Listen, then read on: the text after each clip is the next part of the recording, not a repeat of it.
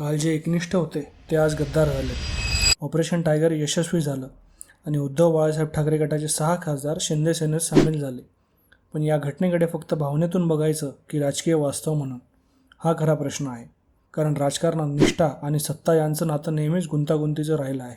काल जे नेते उद्धव ठाकरेंसोबत होते ते आज एकनाथ शिंदेंसोबत आहेत. मग एका रात्रीत त्यांची विचारधारा कशी बदलली की त्यांना त्यांचं राजकीय भविष्य वेगळ्या ठिकाणी दिसलं.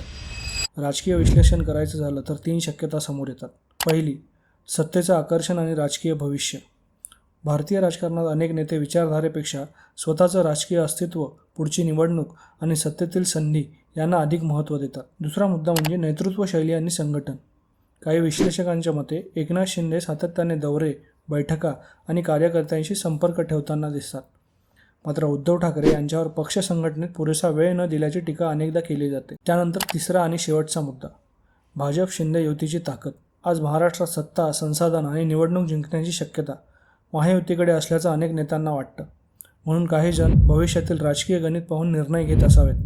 कारण एक गोष्ट लक्षात घ्यावी लागेल, जर तुम्हाला भाजपसारख्या बलाढ्य आणि संसाधन संपन्न पक्षाशी लढायचं असेल तर ती लढाई फक्त अग्रलेखातून, पत्रकार परिषदांमधून किंवा सोशल मीडियाच्या पोस्टमधून जिंकता येत नाही.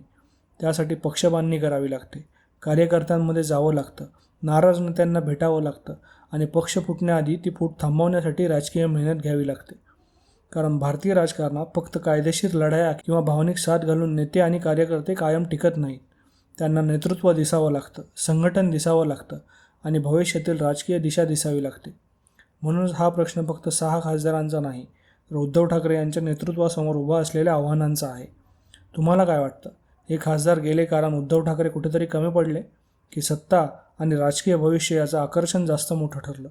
कमेंटमध्ये आम्हाला नक्की सांगा.